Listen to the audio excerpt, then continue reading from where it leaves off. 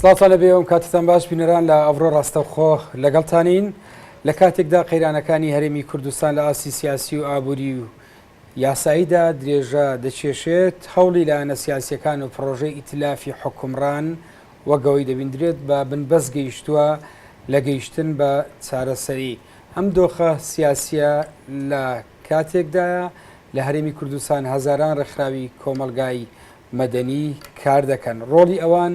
لە بارودۆخێکی ئاوا دێتە پێش کە دەتوانن چ ڕۆڵێک ببینین. هەر لەم چوارچێوەیەدا لە ماوەی دوو ڕۆژی ڕابردوو لە شاری یاولێر کۆنفرانسێک لەبارەی ڕۆڵ و دیدگای ڕێکخراوەکانی کۆمەلگای مەدەنی بۆ دۆخی قەیراناوی هەرێمی کوردستان بەڕێوە چوو. گفتوگۆ دەکەین لەبارەی ئەوەی کە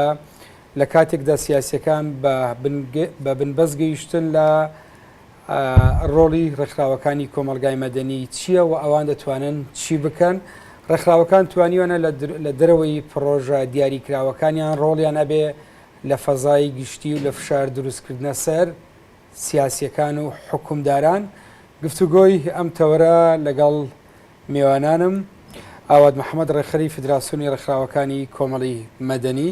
و هەروە وەگرچەتۆ چالاکبانی مەدەنی دەکەین کە ڕاستەخۆ لەگەڵمان بۆ تا توێی ئەم بابەتە. کاکاوت دێمە لای جەنابتان لەوە دەست پێ بکەم بە تێگەیشتنی ئێوە لە کاتێکدا سیاسیەکان بە بنبەست گەیشتن و ڕێکخراوەکانی کۆمەلگای مەدەنی دەتوانن چی بکەن لە هەڵومەرجی ئێستادا. ڕێکخراوەکان بەشێک لە وەرگێک کە لە سەریانەوەی کە لە کاتی قەیرانەکان بتوانن دەنگی تایبەت بنبێنە ناو گۆڕپانەکەەوە بۆی بتوانن لانی کەم جوڵێ بخەنە و دۆخەی کە هەیە و لە ماوەشا بینین چالاکی ڕێکخراوەکان سەبارەت بە و قەیرانانە و خێرانەکانی کە لە هەرێمی کوردستانە هەیە بە هەموو ئەبعادەکانەوە ڕۆڵێکی ئاکتیڤ بووە توانیانە هەنێک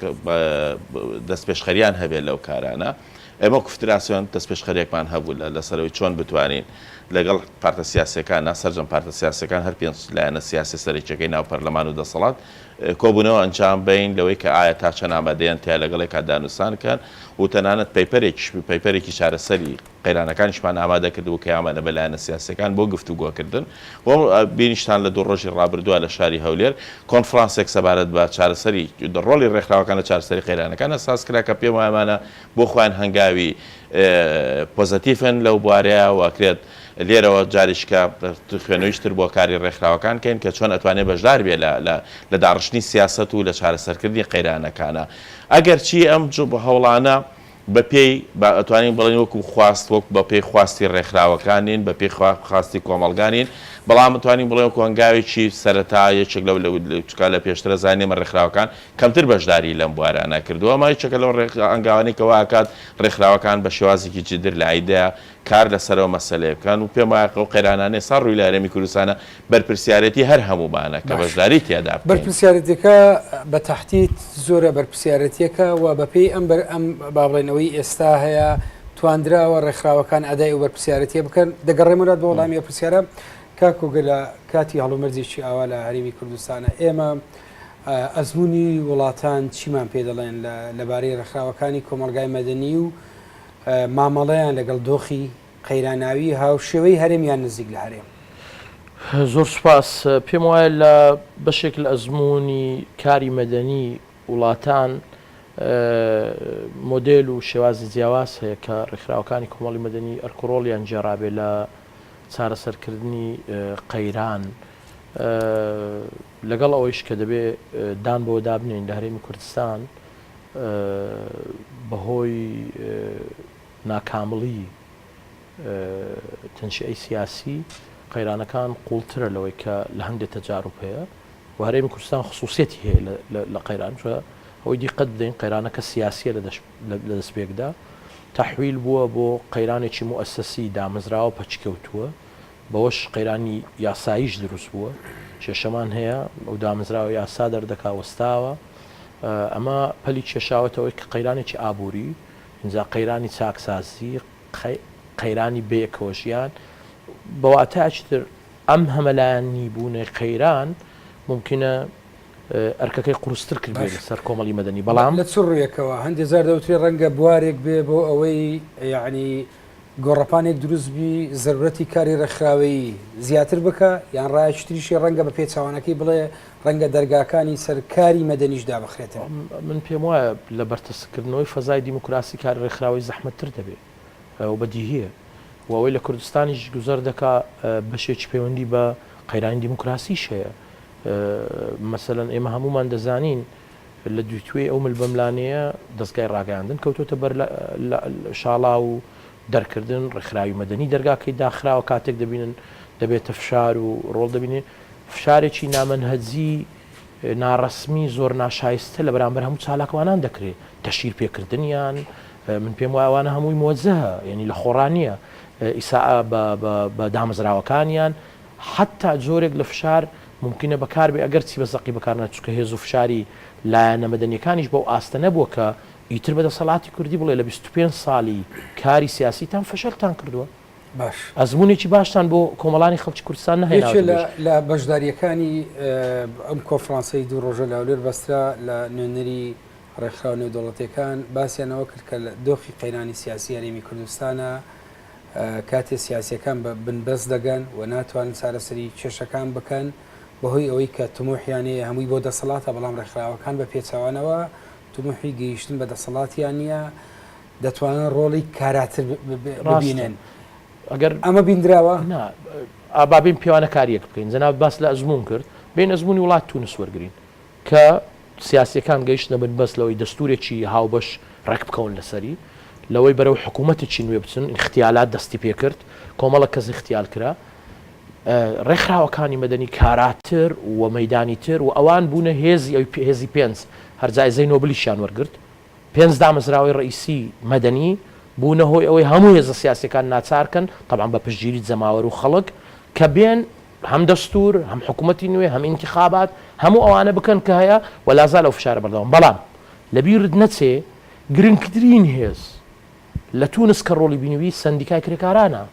کە بەداخەوە ئەتو ڕێکخراوی مەدەنی تەسنیف دەکرێت ئێمە گرنگترین هێزمان ئەوانەی ڕێکخراوی جەماوەرین ئەوانەی ئەندامگیریان هەیە چونکە ڕێکخراوی NGO غێری حکومی بەدەگمەن هەیە ئەندامگیری هەیە و ژمارەیە زۆر لە ئەندامی نخبەویە کاری نخبە کە لەسەر حقوقی شەکە ئەوەی کە بەداخەوە لە هەرێمی کوردستان کۆی سندیکا و یەکێتیەکان ئەوانە مۆنۆپۆل کراوە بە تەواوی پەچی خراوە یعنی زیاتر لە 10 ساڵیش دەبی ئەمانە پەیوەندیان بەو چین و توێژانە نەماوە بوونە لەبەر چش دەمێ ئەوەش ڕوونکەمەوە گرنگە لە تونس و لە غێری تونس دوو تێزی جیاواز هەیە لە دنیای دیموکراسی ئەم سندیکایانە زۆرتر سندیکای داکۆچیکارن لە مافەکان نەگڕێ خەریکارەکان سەدام و حزبی بەعەز بە منهەجی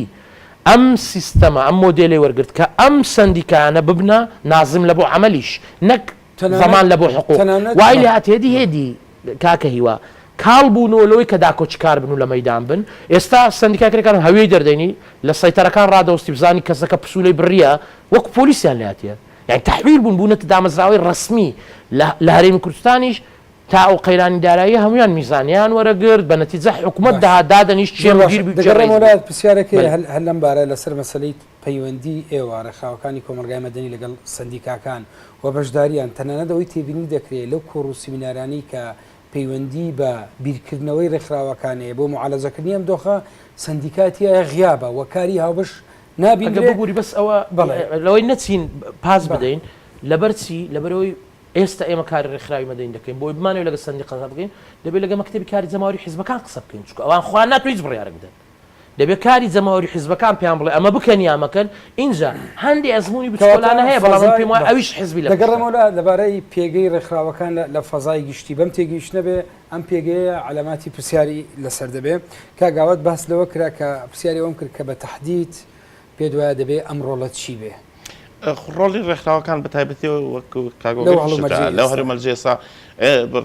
ڕێکخراوە ناحکومیەکان لەبەرەوەی ڕێکخراوی دەستەبژێرین و کار لەسەر کۆمەڵە چەمچی دیاری کراوەکەن لە دنیا شار کارەکەی بەو شێوازەیە کە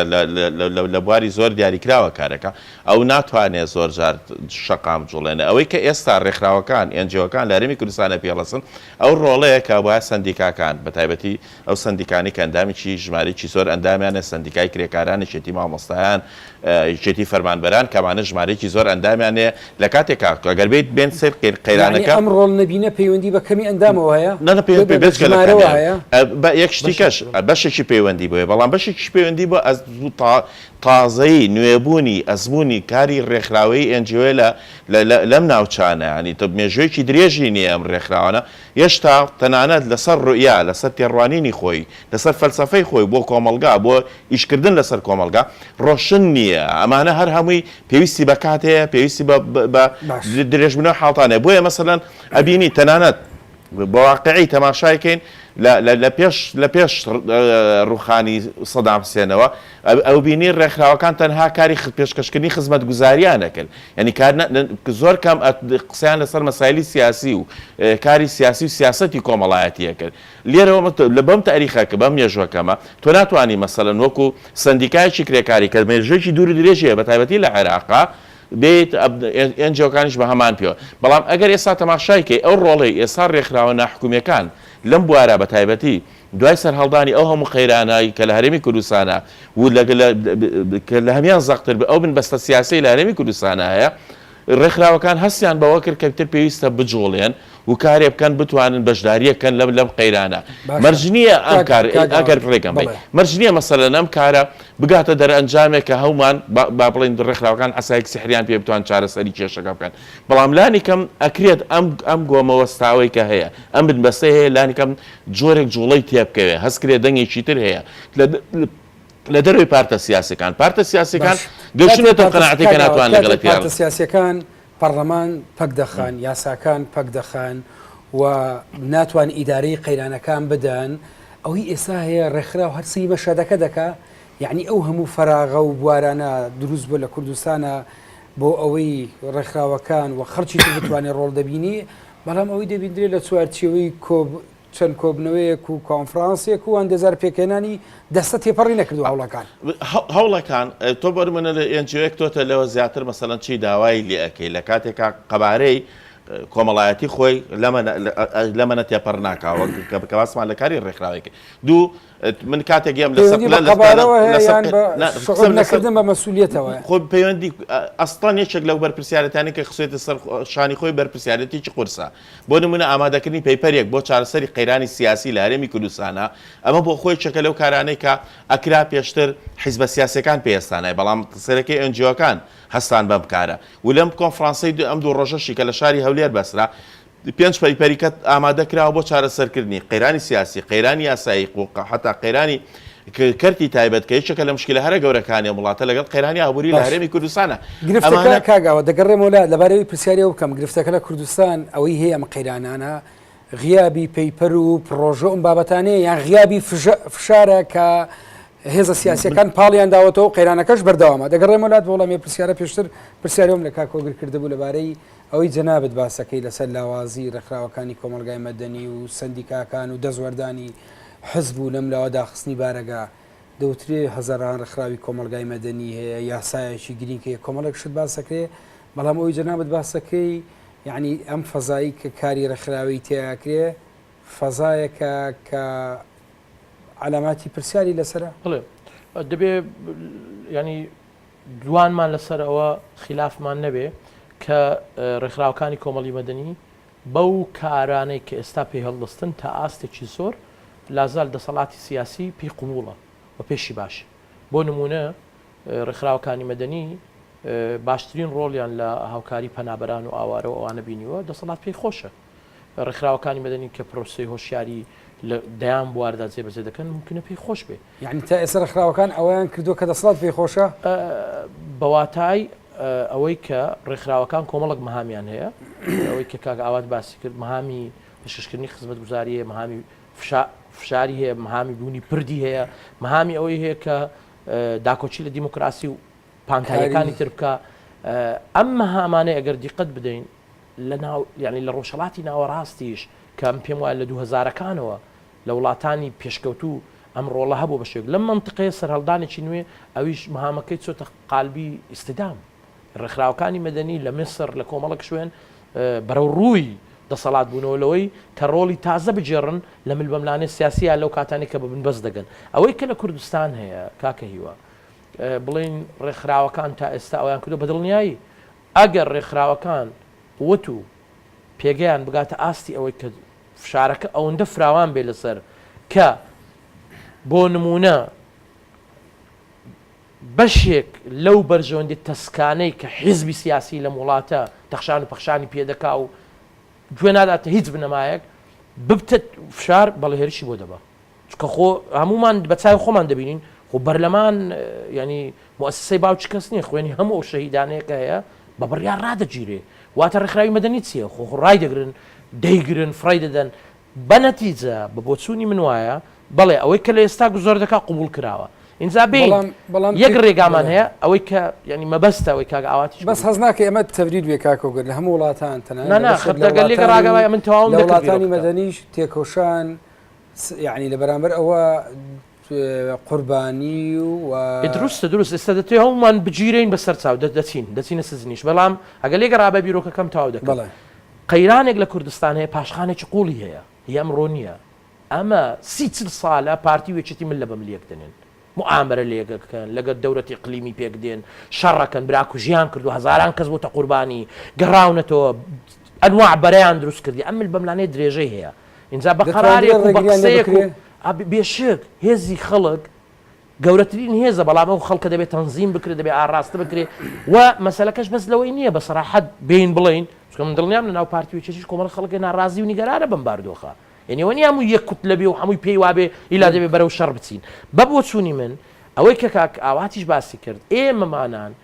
ڕێکخراوەکانی مەدەنی ڕۆڵ و ئەرکی زۆرا و زۆریان هەیە تا ئەو سنوورەی ینی دوا ڕۆڵمان ئەوەیە کە بینە سەر شقامەکان بە حیزبەکان بڵێن ئیتر بەسە ئەگەرنا ئێستا ئەوەی گوزەر دەکات تا ئێستا چونکە چوونی بربەستەکە و خطورەتەکەی لە ئاستێک بۆ هەر ئێمەمانان گەورەترین کۆنفرانسمان لە هەڵەبجە کرد بۆ ئاشتی کە زانیمان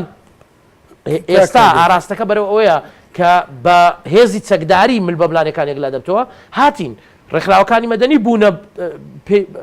پەرژینی سپی لە نێوان هێزەکان بۆی بەرد نەگرن لەوێش تەقەنەکە ئەمانە ممارەساتن هەن ڕێکخراوەکانی مەدەنی پرۆژەی جیاوازیان هەبوو بۆ حەلی ئەو ئەزمەیە ئەوە یەک لەوانەش بۆ ئەو قەیرانانە پرۆژەی جیاوازیان هەبووە بەواتای دەبێ هەموو مۆدێلەکانی کاری مەدەنی دیموکراسی بەکار بهێنرێن بەڕێی من کەمبوونەوە نییە کە ڕێکخراوەکان لە هوتێلێک دانیشتون 50 نامەیان هەیە بۆ حکومەت و بۆ لایەنەکان ئەمە جوڵەیەکی زۆر باشە جێی دەستخۆشیە بەڵام نابێ بڕوامان وابێ بەنامەیەکی ئێمە ئەم کێشانە چارەسەر بەڵکو دەبی شارەکانمان زۆرتر کاکۆگریشە لە پرسیان ڕەنگە هەبێ پەیوەندی ڕێکخراوەکانە بە شەقامەوە بە چین و توێژەکان لە کاتێکە لایەنە سیاسیەکان ئیتلافی حکومڕانیان هەمووی ڕێک دەکەوێ ئیتیفاقی استراتیژی دەکا بۆی کۆمەلگا بێدەنگ بێ یان ئەوەی ئێستا دەکەن ئەمەش هەر جۆرێکە لە بێدەکردنی کۆمەلگا لەم مابینە ڕێکخراوەکان پەیوەندیان لەگە خەڵک چۆن دەبن بە منفەزێک بۆ ینی ڕشتنی ناڕەزایەتیەکان و ڕۆڵ بینینێک دەگەڕێمەوە بۆ وەڵامی پرسیارە پێشتر پرسیاری ئەوم کردبوو کاگاوە دوتت ئێمە وەکو فدراسۆن پەیپەرمان حازر کرده بوو ئێستا ئەم پێنجی تر لەوەی هەولێر حازر کرا گرفتەکە لای ئیتلافی حکومڕان غیابی پەیپەر و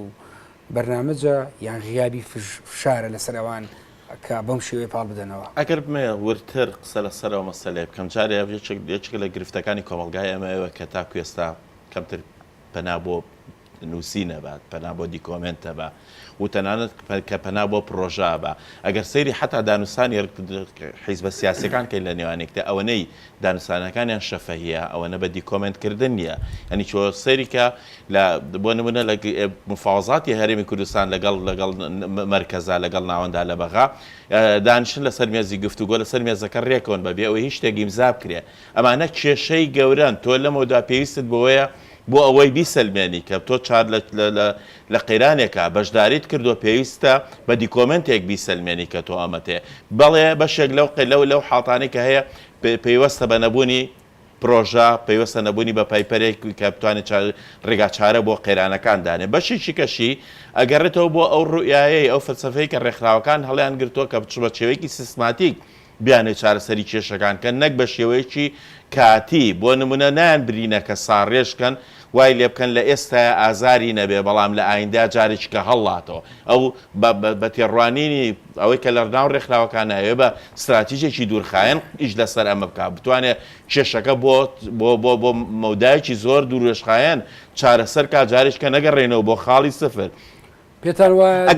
ئەگەر سەرسەری قەرێمی کوردستان کە بەردەوام کە دەستی کرۆ بەیشکردن لێکێ لە قەیرانەکان گەڕاوەتەوە بە خاڵی سفر لە خاڵی سفرەوە دەستمان پێکردەوە جارێکی کە ئەمە یەکێکە لە کێشە گەورەکانی کە پێم وایە حیزبە سیاسیەکان لەمە زیرەکان ناتوانن ئەو گەمەیە بکەن لەگەڵ خەڵکا و بتوانن کۆمەلگا قبوڵەکە ئەزمونونەکە بگەڕێتەوە چوارگۆشەی یەکەم ڕەبعی ئەوەل یعنی ئەمە چۆن دەبێ یعنی چارەنووسی یعنی کۆمەلگایەک بدرێتە چەند هێزێکی سیاسی بە ئاسانی بێوێت چی بکە ئاوا یاری بکە ئەمە لەبارەی فەزای گشتی ئەوی پێی دەوترێ مەجای گشتی و ڕۆڵی کۆمەلگا علاماتی پرسیار لەسەوە دروست نابێت خۆی ئەوەی کە تۆ باسەکە علامەتی پرسیار لەسەر ئەو تەجروبەیە دروست بێ خۆی تەجروبەکە تازەیە ینی خۆی بۆ خۆی علامەتی استیفامی لەسەر خۆی داناوە پرسیاری لەسەر خۆی داناوە بۆ تەجروبەیەکی ئەزمونێکی زۆر نیوێ لە ناو ئێمە کارکردنی ئەمە لە حاڵێکە لە حاڵێکی شاتۆ حیزبی سیاسیت هەیە بەو هەموو بیرکردنەوە ئەتوانم بڵێم دیکتاتۆریەوە بۆ هەموو بیرکردنەوە تۆتالیتارێتێکی هەیەی ئەوێت هەموو شتێک لە مۆنۆپۆلکە بۆ خۆی لە ناو خۆیان کۆنتترۆلیکە و فرسەت بە کەسی تر نەیە هەناسە بە هەموو ئەوەی چی بۆی چۆتە سەر بۆشی چۆتە سەر لە هۆکارەکەی ئەوەی کە من باسم چونە سەرا لەبوونی ئەم ڕێگریانە ئەمە لاوازی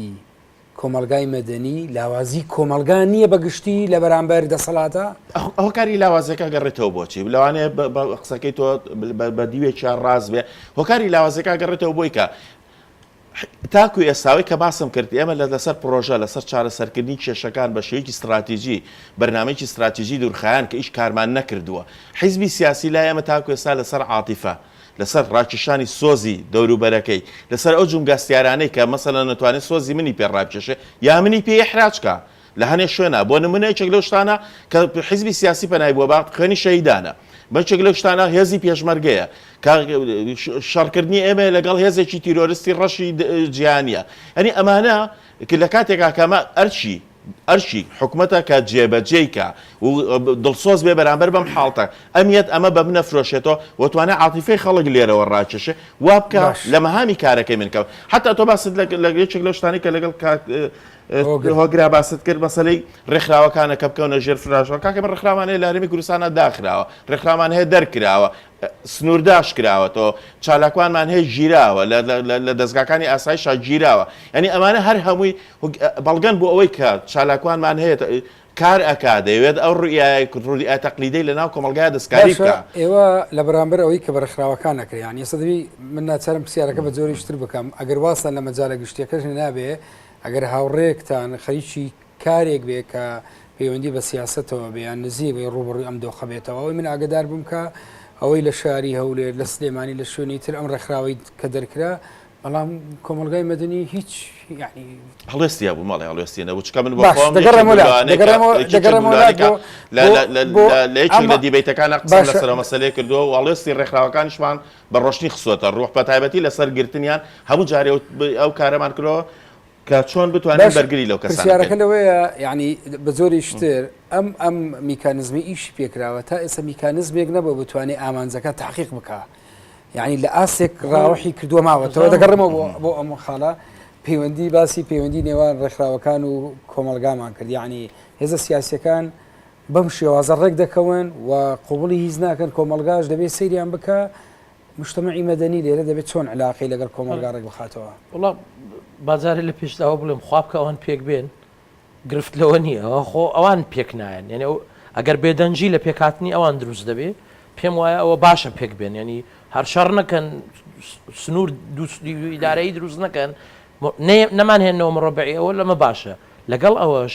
لە کاتی پێکاتنیشیان پێم وایە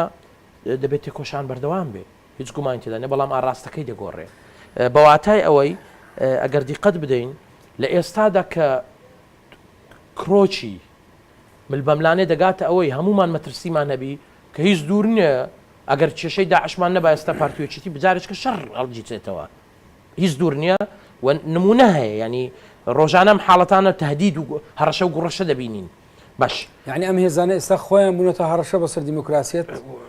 بۆسەر کۆمەلگا زەوە پێویستی بە تاکیتی وەکو بڵێ زانست گرنگە بۆ ژیان بەڵێ گرنگە بەڵێ ئەوانە ئەوە دەکەن ئینجا با بیرۆ بۆی تاوکەم بەڵێ لەم حاڵەتەدا یعنی کۆمەلگا دەبی سەیریان بکە ئەوان کۆمەلگا ئەوە بگەڕنەوە چوارگۆشەی یەکەم بینێتشم لەسەر ئەو قسەیت جەنابەت هەیە کۆمەلگایەک پەلبەست کراوە کۆمەلگاکە بێتوانایە کۆمەلگاکە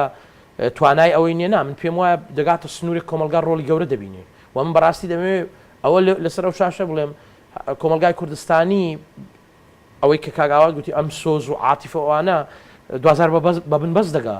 ئەمە بینیمان هێزی پێشمەرگە پۆلیسات بۆ سەرجادە داوای مافی خۆی دەکرد یعنی کە دەگاتە ئێسکی بەدڵنیایی بە شێوەیەک کە خۆ پێم وانە لە ئەو دەسەڵات کە لە هەرێمی کوردستان هەیە لە سووریا و لە وڵاتە گەورانەی کە چەندین ساڵە وڵاتن بە ئێستر و بەتواناتر بێت لەوەی کە کۆمەلگا بێدەنجە ترسناکە نەبوونی ڕێکخراوەکان پاڵپشتیان بکەن و نەراتیان بکەن یعنی نەبوونی دەرەچەیەک بۆی هەناسەنیا بدەن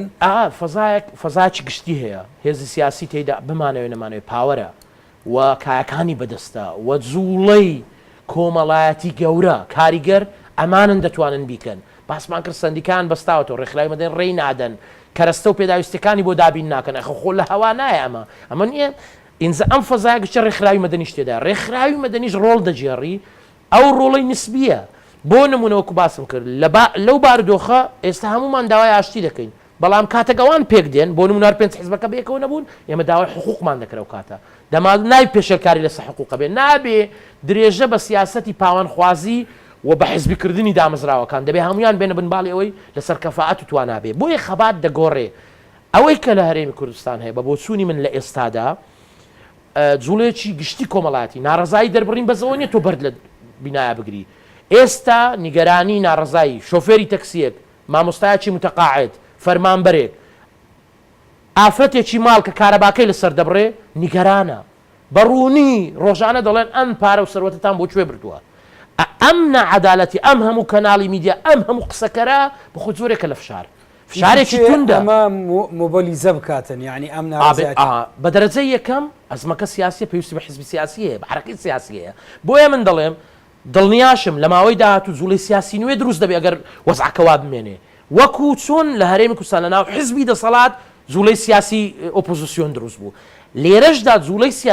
ئەوەی کە ئێستا جەنابەت بیڵێ جۆرێک لە کەم تەرخەمی لەوەدایە خەڵک تەنانەت لە جوڵەکردنیشی لازال پێشڕەوایەتی دەوێت پێشڕەوایەتێک کە ئاسۆکە ڕوون بێ چونکە نایەوێ خۆستا ماڵی خۆی کاول بکە نەزانێت دەرەنجامەکانی دو پرسیار بە هۆردوکتان دەبێت دەگەڕم وڵاتان کاگاوات پێتان وایە ئەو تەحەدیانە لە ئێستا چین کە ڕوبەڕووی کاری کۆمەلگای مەدەنی ڕێکخراوەکانی کۆمەلگای مەدەنی و سندیکاکان دەبنەوە بۆ ئەوەی کە بەشداری ئەکتیڤ بن لە سیاست و لە فەزای گشتی و لەم دۆخی ئێستاە تەحەدیەکان زۆرە نێچێک لەوتۆ لە ناو فەزایکی نادیموکراتیا کارەکەی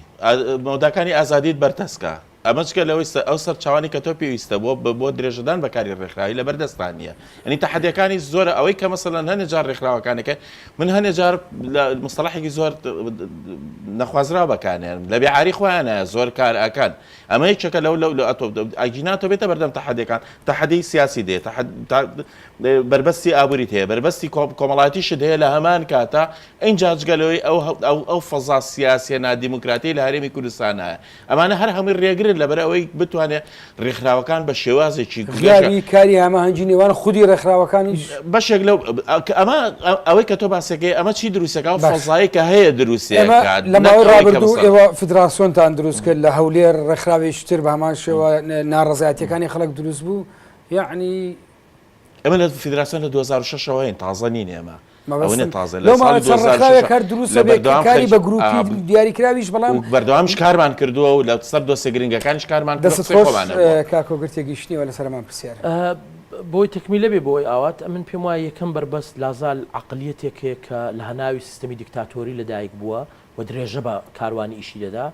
بڕوای بە دیموکراسیەگەر بڕوای بە دیموکراسیەتە بێت دەبێت ئەو کایانەی کۆمەلگا جارێککە خوان ڕێکخەن و ڕێکخراوی مەدەنی یەکێک لە کەرەستەهرە گرنگەکانی گیانی دیموکراسی کۆمەلگایە بەما ئەگەر ئەو عقلیەتە لەباردا بێ بە حەقیقەت ئەو فەزای کەرەستە و پێداویستەکانیش لەبار دەبێتن بە فعلی کۆمەلگای کوردستانی بەشداریەکی حقیقی لە ژیانی سیاسی ئابووری کۆمەڵاتی بۆش کۆمەلگای پێشکەوتووە نمونەشمان بۆ ئەوکە لازا لەو عقلێتە نیە لە ساڵی 2015ەوە میساقی شەراکە و تەعاونی ڕێکخراوەکان ژمارە 5 لە پەرلەمانی کوردستان دەرچووە ئەنجومەنی وەزیران یەک ڕێنمایی دەبی دەرکا لاسال دەری نەکردووە بۆچی چونکە باز لە شەریکاتی حقیقی کەرتی کۆمەڵی مەدەنی و خەڵکەکە لەگەڵ دەسەڵاتە گشتیەکان ئەمان لەگەڵ خۆیان بۆ بە شریکایەتیان دەزار پێکدان لەگەڵ ئێوە ڕەنگە هەر قوڵی ئەوە نەکەن دەستان خۆش بەڕێز هۆگرچەتۆ چالاگوانی مەدەنی واروە ئاوات محەممەد ڕێکخری فدراسیۆنی ڕێخەوەکانی کۆمەڵی مەدەنی سوپاس بۆ تێگەیشتنەکانتان هاتینە کۆتایینا بە مەڵقەی بەرنامەی ئەڤڕۆ کە تێدا گفتگۆمان لەبارەی ڕۆڵی کۆمەڵی مەدەنی لە چارەسەری قەیرانەکانی هەرێم کرد تا ئەڤڕۆ یشتە لەبانی پێتان دەگەینەوە کاتێکی خۆش بۆ ملایەک سوپاس باوەڕانم لە ستودیۆ کۆنتڕۆل